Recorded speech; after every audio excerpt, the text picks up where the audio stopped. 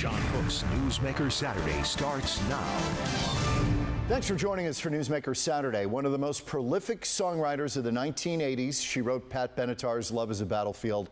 Holly Knight will join me later in the program. Can't wait, that is going to be fascinating. But we're going to begin with the lessons learned from COVID. And I'm turning to a guy who has been a voice of reason and sanity during the pandemic. We had him on the program frequently. Very measured, reasonable guy, WebMD's Chief Medical Officer, John Whyte. John, great to see you again. It's been a while. It's been too long. It's great to see you. I was glad to reconnect. Yeah, I appreciate it. Okay, John, the kind of the burning question in the wake of COVID is what damage, since we found out a lot of what we were told during COVID turned out to be frankly wrong. How much damage to public institutions, talking about public health institutions primarily? John, there's been tremendous damage. And really the biggest issue is trust. When you think about it, we used to hold out the CDC, the FDA, as really these preeminent institutions that we could look to for guidance and trust. And by virtue of some of the processes that they did, the way they communicated, the confusions sometimes that was created, people lost trust. And that's going to be very hard to rebuild. I see it now when we talk to patients about other vaccines that weren't at all related to the COVID pandemic in terms of RSV and shingles. And people are more reticent now, I find, than they were before. And even as we talked about monkeypox and other issues, people just want to tune it all out. And that's not something that we can do when we're trying to preserve public health. Okay, so are we looking then at more widespread vaccine hesitancy in general, in things that we had eradicated largely because of vaccines? And now is that a threshold that's going to be hard to overcome? I think it's a real possibility. And John, I think there's a generational issue as well. When we look at total vaccination, even if we say in Arizona, what was percent vaccinated, in general for the total population, it's about 70%, but it's 94, 95% in people over the age of 65.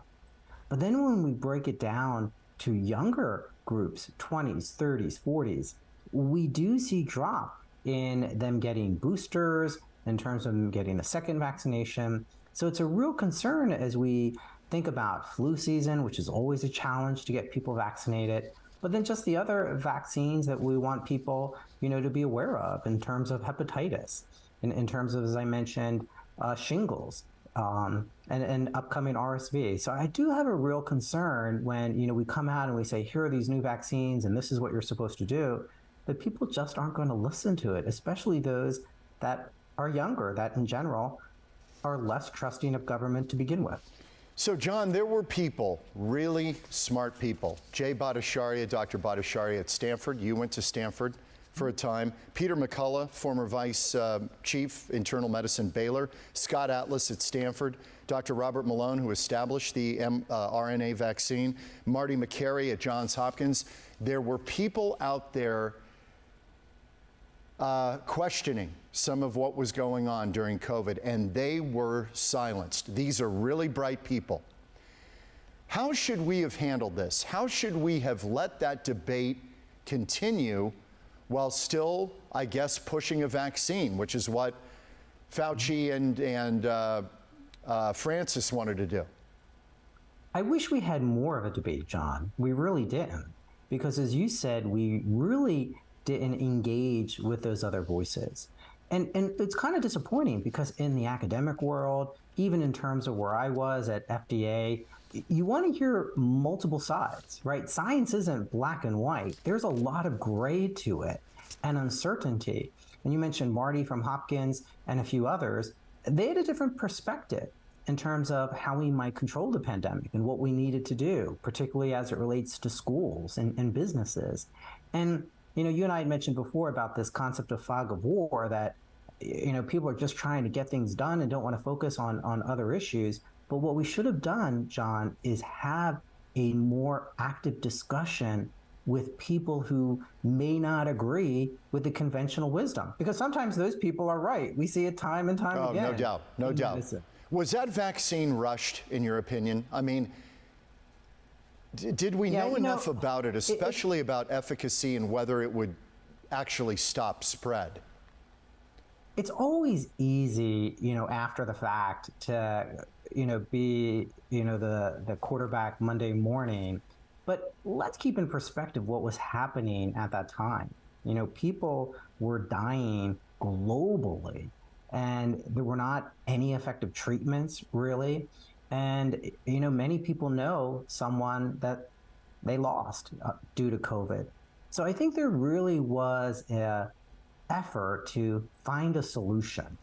And I'm not sure it was rushed. I think, it's important to give the caveats to everything. We did it somewhat by age as well. Remember, we didn't do very young people early on, but, we didn't have any options, really. So I think in retrospect, it still was an important move and really a triumph of science in many ways. I wish we had communicated the different caveats, John, about it. You brought this up. Yeah, you brought this up with me early on, that you were concerned voices were being silenced. Right now, only 39% of people, according to the Associated Press, 39% have confidence in science.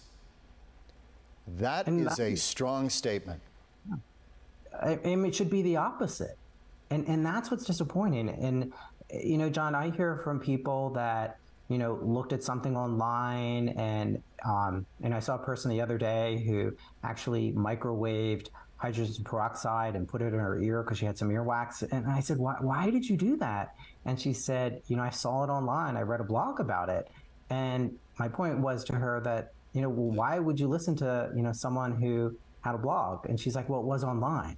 So in her mind, if someone put something on the internet, there must be some truth to it. But here's the problem, John. We often say you're entitled to your own opinion, but you're not entitled to your own facts. And where I get a little frustrated is on the other side, there's people that, miscommunicate the facts or choose selective ones. And what I wish we had is more effective communication. And I think it's okay to say, this is what we know now. This is what we believe based on the most recent information. And sometimes that changes later. Sometimes, John, I think health institutions are too paternalistic, too authoritarian, right? I know best. Yes. And we don't say that, we're not exactly right. And people are smart enough to understand that. Yes. People were smart enough to know this is a pandemic that are killing people globally that could really put you at risk of death. And here's what you need to do to protect yourself and your family. This is what we know now. It might change later. Because then people are like, well, you said this, and now you're saying something else. And you must be lying. And I don't think people communicated well. We didn't have all the facts, and we didn't know everything, and we should have said that. And sometimes it changes. And let's not think that we have to protect everyone.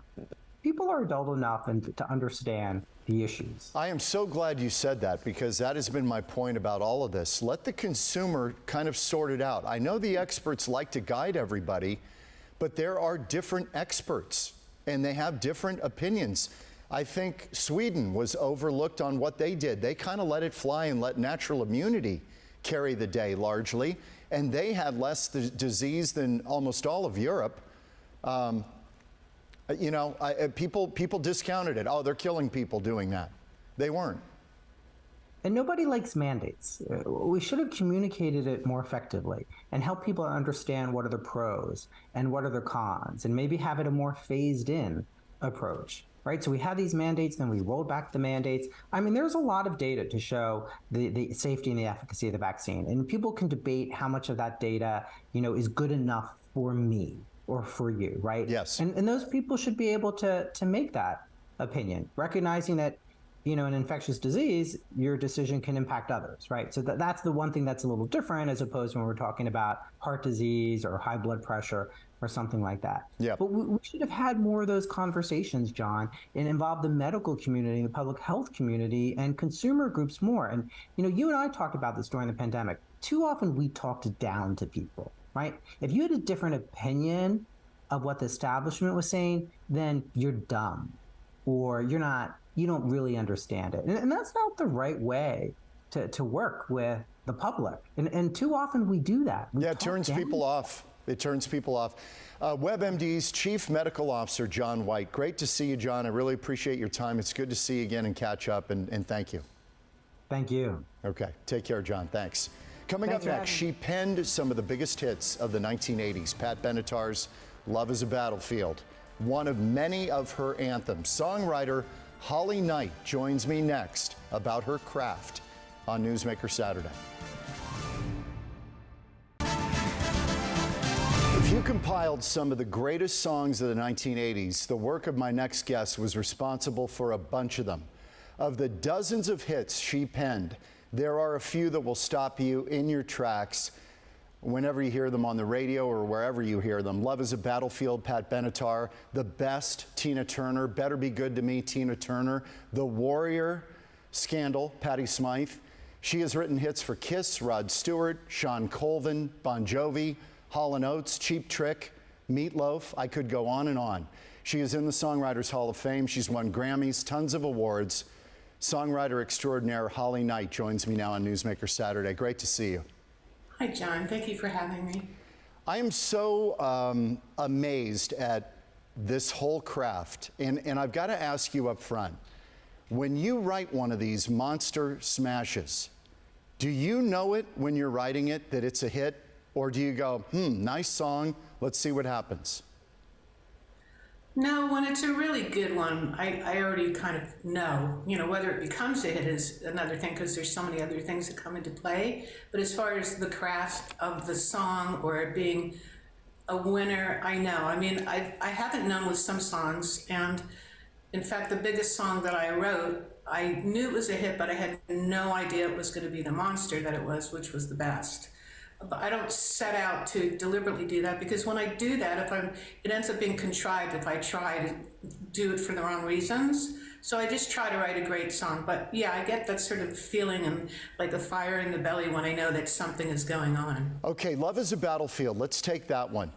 Did Pat Benatar ask you for a song or did you present it to her, and in what form did you present it to her? Some kind of demo? She did ask us to write her a song. Initially, she called up Mike Chapman, who was my co-writing partner on that song, and she had worked with him already, so that was the connection. But I happened to be there that day when we had planned to write. So when he hung up the phone, I said, "Who was that?" And he said, "Pat Benatar." And I thought, wow, are we going to write for Pat Benatar today? He said, "Yeah. When we have to really hit this out of the park. We can't screw around with this. We've got to really write her something epic." And that's what we did. And in my book, I go into the writing process with most of my biggest hits and, you know, sort of try to put the person, the reader, in the room with me so that they can almost sort of feel like they're there and they can, you know, experience what I experienced going through. There were some pretty ludicrous details that went along with a lot of these writing sessions. And did you write that? I would guess you wrote that on keyboard, actually, even though it's a guitar song. There's a lot of guitar in it. Did you write that on keyboard? Yes. It felt like it. With the chord progression, yes. And it was very much there. And I had sort of been playing around with that idea for a few days, and then I presented it to Mike, and he loved it. And the next thing we were writing the song, we wrote the whole song in one day except for one line. And we spent a week trying to write the one line, and it wasn't that we didn't come up with a line, we came up with 100. We just didn't come up with the one that sounded like it should be in there.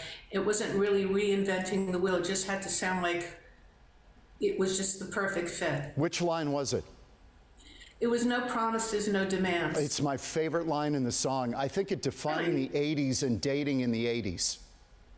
Yeah, I mean, it very much represents the whole mindset of, you know, being young and not having to answer to anybody. And, you know, the book, which is very centric on the MTV years, that was probably the last of the hedonistic sort of decades where, you know, the consequences weren't facing us yet. No, and then AIDS came along. Yeah, and that changed the dynamic. Yeah. Holly, I'm curious, when you write the song, and I would love to hear the first demo. I always love to hear this stuff stripped down and what the songwriter really imagined.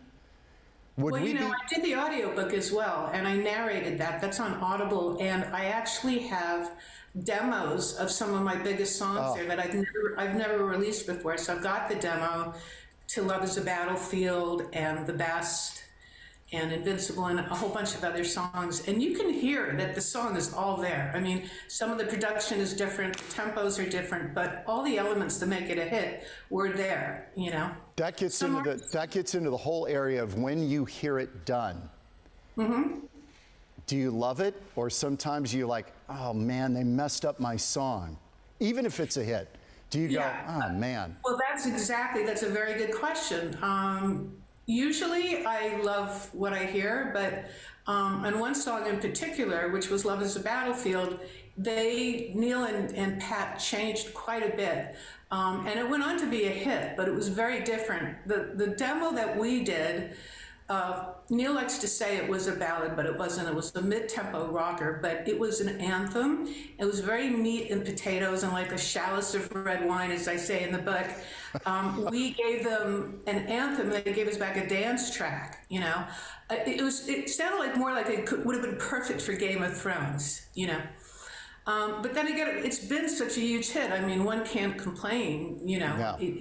It ended up doing quite well. You can't argue with success. Okay, stop whining at some point. You have called Tina Turner your muse, and I'm sorry for the loss, for the whole world of losing that talent. She, just amazing talent, and quite a person, and I know you knew her personally, and she even had you come in and sing backgrounds on one of the tracks. That had to be a trip. What was it about Tina Turner that you connected so well with, and that she kind of went to the well a couple of times with you, and you delivered? She went to the well 9 times. She's recorded 9 of my songs. I've actually written more, but I've been lucky enough that she's kept coming back to me. And I think recording the best, as I say in the book, it wasn't written for Tina Turner. It was actually written for someone else. That person passed on it, and then Bonnie Tyler recorded it. Who was that, by the way? Oh, who was it? Did you want to get the book so you could find out? Or do you want me to tell you? Yes, who passed on? I'm curious. Okay. It was actually a male singer. It was Paul Young. Oh. I don't know if you remember him. Yes, of course. Good singer. Yeah. I kind of had a thing for him at the time, so I thought I'm going to write him this song to get his attention. And they passed on it, which is okay, because in the back of my book, I thank him for not recording it, because it ended up with the right person. So I say at the beginning of the chapter, it wasn't written for Tina, but it was meant for her. Yes. And what she did was she called me up and she asked me to rewrite the song. She didn't actually write it with me, but she said, can you please write me a bridge and then have the key go up at the end? And she said, then we'll be set. I really want to cut this song. So I had to re-register it. I had to write it because at this point, Bonnie Tyler had already recorded the song and released it. But you know, Tina's kind of old school. She doesn't mind doing a song that's already been cut. They used to do that a lot in the 50s and 60s, and they would keep re-releasing these songs until someone had a hit with it. So, are you talking about, when you're talking about this song, are we talking about Simply the Best? Yes. Yeah, man, what a...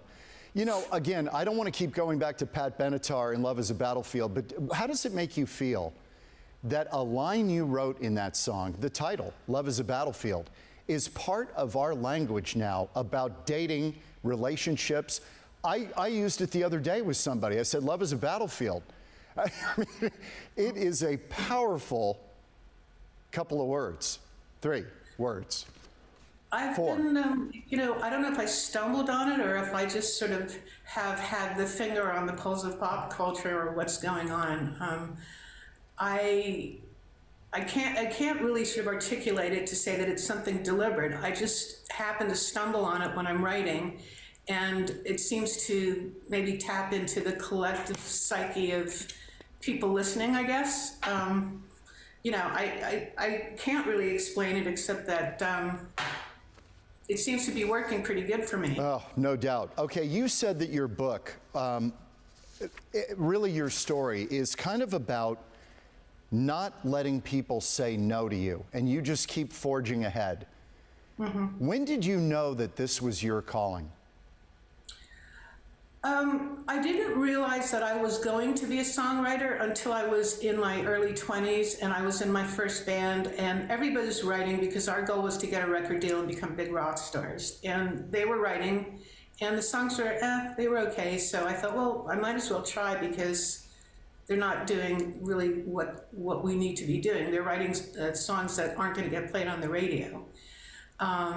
But music was always my first language. Like when I was 4 years old, I was playing Beethoven and Mozart and studying classical piano, sorry. And my mother was grooming me to be a concert pianist. And I still play classical. I absolutely love it. But once I discovered rock music, forget it. That's where our paths separated. And, you know, the louder the better. And I like the edginess of it. I like the toughness of it. And so I went in that direction thinking I was going to be a rock star, but I didn't think I'm going to be a songwriter. It's almost like I stumbled on it. And once I started doing it, I was surprised myself and everybody else that I was actually pretty good at it. So I'll say. Yeah, go ahead. No, I mean, it's yes, pretty good at it is an understatement. When I would say that you tapped into a spirit of women independence, empowerment that was really, really powerful in the 80s, and it's continued, but you tapped into something there. Yeah, you know, it's in the book, and I don't spend too much time on it, but I talk about my background because we all know that the first 10 years of anyone's life sets the blueprint for what's going to happen thereafter. And I came from a home that there were a lot of good things about it, but it was also an abusive situation where I was terrified a lot. And at some point I realized that if I don't speak up and fight back, I'm just going to lose my voice. I'm going to lose my identity. And so I started doing that. And I think without realizing it, when I got older, I would write these songs of empowerment. And it wasn't so much about an empowerment as a woman, as empowerment as a human being, and just saying, I don't want to be told you're this, you're not this. You can do this, but you can't do that. And I think that's a horrible thing for anyone to say to anyone, which is why I dedicated the book to anybody who was told no, you know, that had a dream and was told no. Just like, don't listen to the naysayers. And it never stops, you know. Even myself, I'm in the Songwriters Hall of Fame. I've written a few hits, or, you know, one or two. And I wanted to write this book. And the first time I tried to do it, I went to someone who's an agent, and it was a woman, and she said, you're not a household name as far as the public is concerned, and I won't be able to get you a book deal. So I actually shelved it for a while because I listened to that person. That's exactly what I'm talking about. And here it was at my age, after everything I've accomplished, I actually listened to this person. And then people kept saying to me, you have to write a book, because every time I was, you know, at a party or something, I'd be telling these stories and people were like, oh my God, you just got to put all this down. So I thought, you know what, screw that person. I'm gonna write this book. And that's when I really took it seriously. I'm so glad you did. It is called I Am the Warrior, My Crazy Life Writing Hits and Rocking the MTV 80s. You certainly did that. Holly Knight, what a pleasure, and continued success. Thank you for sharing some of your story with us. Holly, do you have a couple of minutes to keep talking? Oh, absolutely. I should probably can I grab a water? Oh yeah, please do. We're gonna put a little bit of the extra on the web because this is such good stuff. I love it. I never get tired of talking about myself. I'll be right back. Okay, cool. Okay, back with songwriter extraordinaire Holly Knight. Holly, question about the video world. When the song is so magical, it's really brought to the world for the ear. Then in the 80s, all of your songs, your big hits, are being turned into these epic theatrical productions with MTV and these music videos. Did that distress you? Do you think that they altered your vision for the song? Were you uncomfortable with it, or were you cool with it? I think I was more amused than uncomfortable. That was just part of the 80s. I mean, they did things on MTV that made no sense. They would have cows walking through the set in the middle of a song that had nothing to do with it. And for some reason, maybe because my lyrics were kind of very descriptive, they made these videos that sort of had nothing to do with the song. I mean, if you look at, for instance, The Warrior, and I've actually talked to Patty Smyth about this, you know, it just was, the makeup was ridiculous. It looked like she'd been, you know, struck across the face with a lightning bolt. You know, and I guess someone thought she was supposed to look like a ninja warrior. I would have loved to have seen her like in a little t-shirt and torn jeans. She was a beautiful woman and just, you know, not had so much of that extravaganza sort of makeup and stuff. And then, you know, there was like obsession. Instead of it being about someone being obsessed with, you know, a habit or something, they had these Trojan warriors sort of walking around pool serving hors d'oeuvres. I didn't quite understand what that was about. I know. And then especially the Love is a Battlefield video. You know, I mean, they made Pat Benatar into a call girl, and I didn't think that was very empowering. I thought that should have been more about being, you know, part of the youth, of being independent and strong and sticking together and all that. And so when they had her doing choreography and stuff, to me it didn't look natural. She was a rocker, and they should have just let her, you know, be Pat Benatar. So there was that pressure. She probably felt the pressure to learn these moves and these dance moves, and she did that shimmy thing that she did, you know. Yeah. So, I mean, I was more amused. Now, looking back on it, I just find it actually kind of charming because it was so quintessentially 80s and stupid, you know, that just was the tone of the time. I don't think now a video like that would come off that the same, you know. How, you know, people are always interested in how you guys get paid.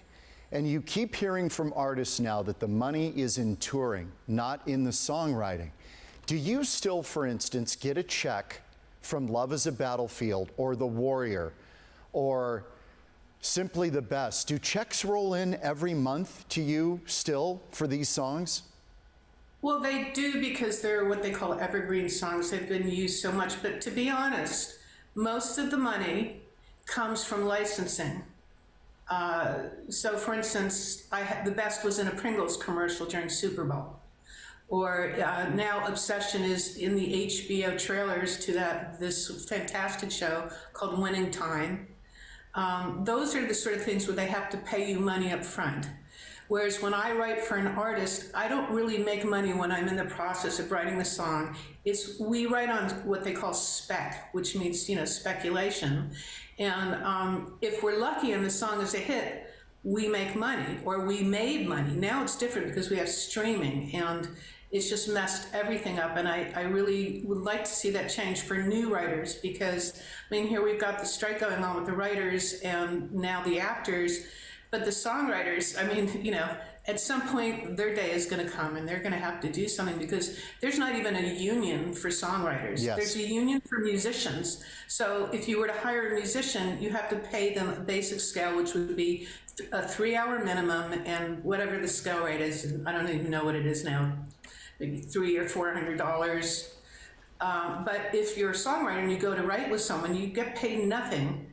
And so now that the bands realize you're not really making much money as a writer, how are you going to make that money? Well, if you're an artist, you'll go out on your tour, just as you said, and you can have like merchandising, you can have publishing, you can have a clothing line, you can have your own sort of, you know, albums and CDs or whatever. But that doesn't siphon down to the songwriter or the engineer or the producer or the other number of people that build this artist. Yeah, you know? that made the record.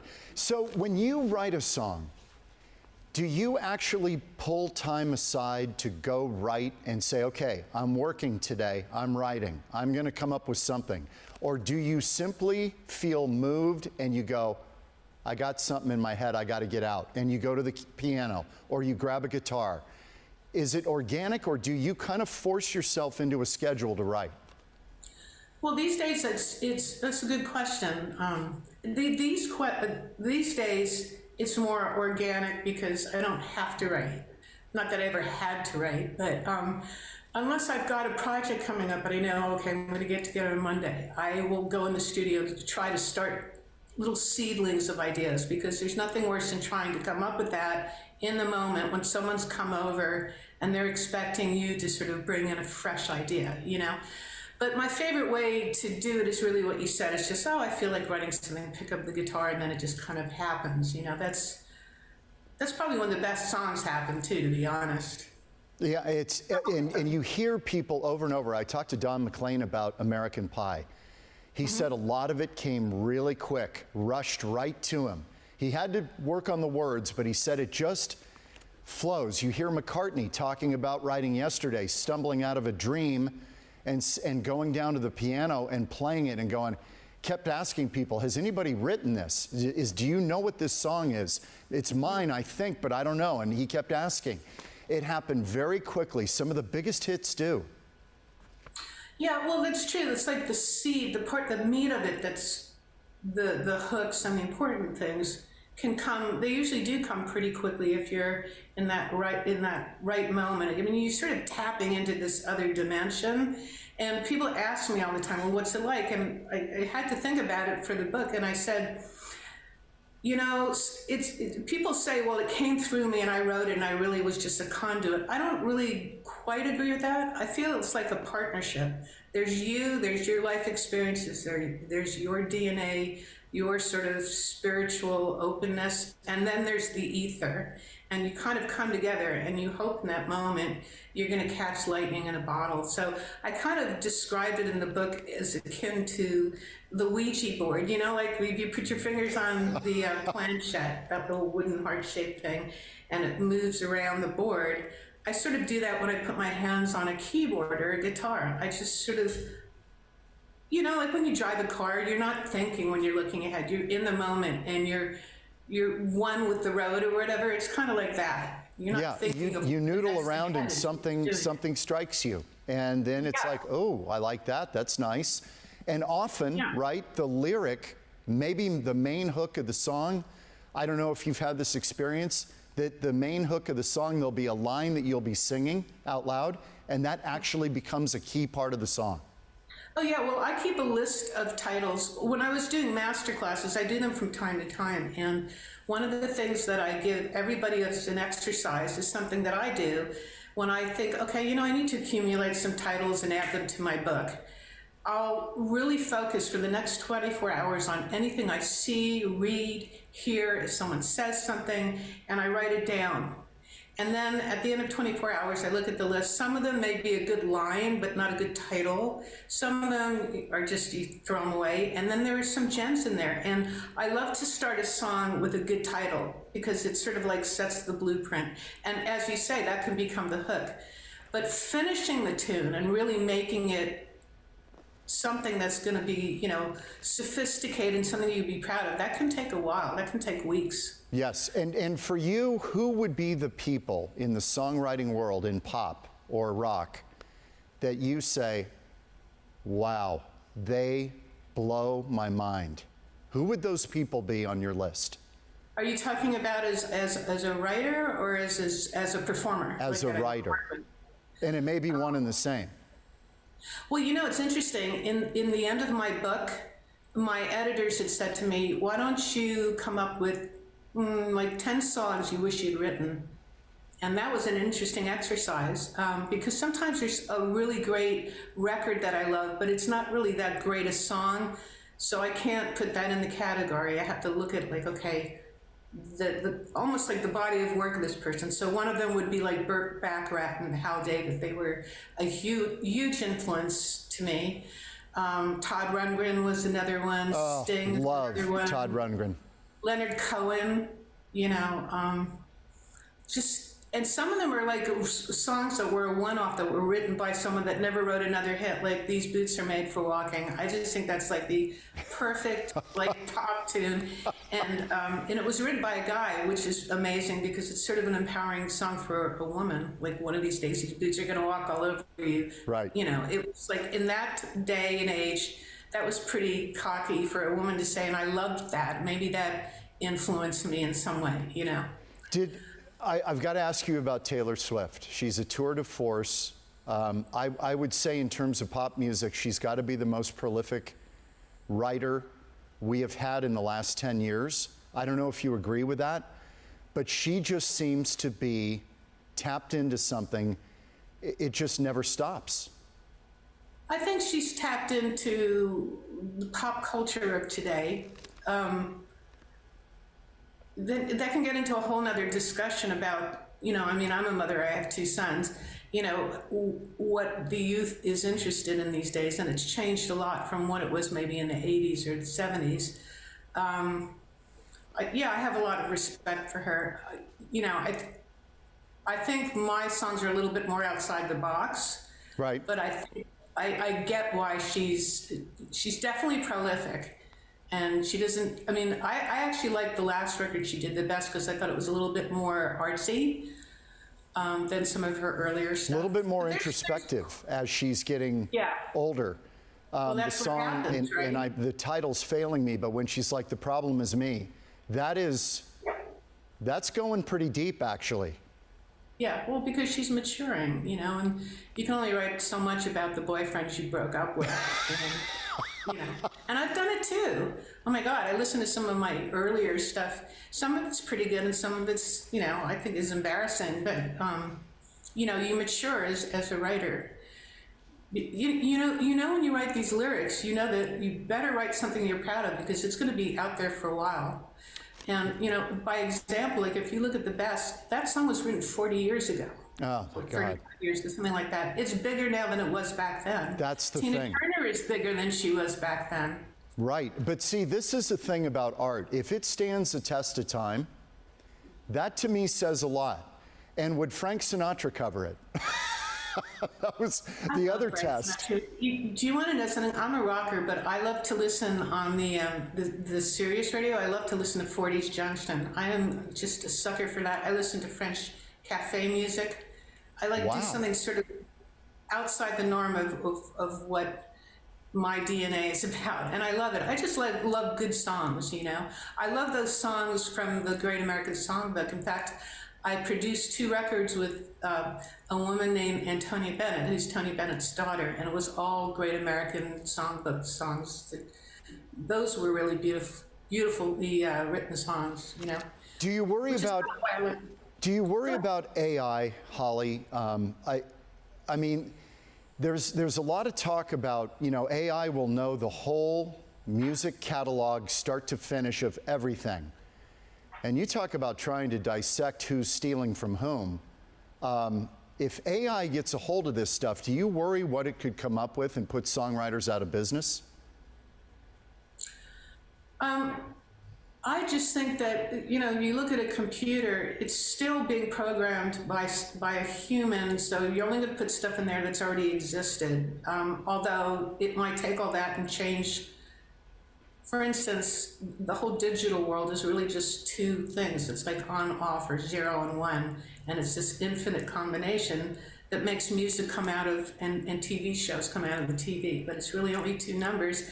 The computer's going to be able to do that too, but I think it's a dangerous thing. I think that we're setting ourselves up. I think it's crazy that Paul McCartney is going to do an alleged Beatles, if I get this correctly, a Beatles record. I mean, John Lennon's not alive to really sort of have a say on it, Yes. I find it very scary, because, all these movies that we've created and made are becoming prophetic as far as, is that the right word, prophetic? Yeah, well, like telling the future, yeah. Yeah, like The Matrix and all those things, whereas like, yes, it's coming true. Even those older ones like Fahrenheit 451, where they burned the books and machines took over. I mean, that's what we're doing. We're going to shoot ourselves in the foot, because what happens is, it's been happening since history began. Someone will discover or invent something that's good for mankind, and then someone else takes the same thing and turns it into a diabolical machine that's bad for us. I mean, if you look at Albert Einstein, he discovered atomic energy, which was a beautiful, clean, fantastic thing. And then next thing we knew, we had the atom bomb, So I just think artificial intelligence, they're never going to have, it's been going on forever. If you look at Star Trek even, there's humankind and then there's the robotic kind, or Bicentennial Man. Like, where does the line get drawn? Maybe some alien race is just a bunch of machines, but it works for them. I don't know. I just think it's dangerous. I've kept you a long time. I've got one more for you. Who would you have loved to work with or record one of your songs that you didn't get a chance to? Well, probably at the top of my list would be Lady Gaga. I think we're perfectly matched. I honestly do. I think she's a New Yorker, she's a hard worker, she's a woman's woman, and she's, she cares about a lot of things. But I like it when she does the artsy stuff. I think she's gotten a little tame lately, but I think we would really write some great stuff together. So could you reach out to her, Holly? Could you? I mean, you've got panache, you've got the credentials. Could you reach out to her and say, I'd love to do something with you? Or are there still barriers? There's still barriers. I've actually tried, and I tried to reach her manager, and to be honest, he was really kind of full of it and very disrespectful. And that's the problem with the new breed, is sort of like, well, you're not a part of anything I've done today, so why should I? And she's very busy and blah blah blah. I've gotten to run around with a lot of people like that. Believe it or not, No, I do believe it. And what I always think about that is that if you actually got to her, she'd be all ears. It's breaking through. Oh, I know that for a fact. Yes. I know that for a fact. Yes. In fact, this is funny that I would do this, because I would have done this when I was younger, when I was in my early 20s. I was very sort of bold and tenacious, but there's a place that I knew that she was going to. They were having a party where she was throwing a party at this club, and I was a member of the club, so I went there, and I had put some of my new stuff on a little drive with a letter, and I was going to send it up. I wasn't going to crash the party. I was going to send it up with the most expensive bottle of Dom Perignon that I could order, as an introduction. That's how confident I was. And then she canceled, so the opportunity didn't come. But I'm not below doing that because I believe that I think she would love me. I think, and it would be, we'd write some great stuff. I feel that way about with Adele, Halsey, and Dua Lipa. And there's also a few men like Trent Reznor and Bruno Mars. I would love to work with them, and maybe it'll happen if it's meant to be. I hope it does, because I know it will be good. I so appreciate I'm writing some of the best stuff I've ever written. I am not by any means over, and it's just there's a lot of gatekeepers in the business right now, and most of them are 20 years old or something and haven't got a clue what substance is. So that's what I'm battling with. Holly, thank you so much for your time. You've been very generous. Good luck tonight and so on the book signing at Changing Hands, and I really, really appreciate your time. It's an honor. Great, thank you so much, and I hope we talk again sometime. I'd love that. Holly Knight, thank you, Holly. Best. Thanks again for joining us on Newsmaker Saturday. John Whyte, Holly Knight. It rhymes. We got into songwriting. We got into COVID. We'll see you next week on Newsmaker Saturday.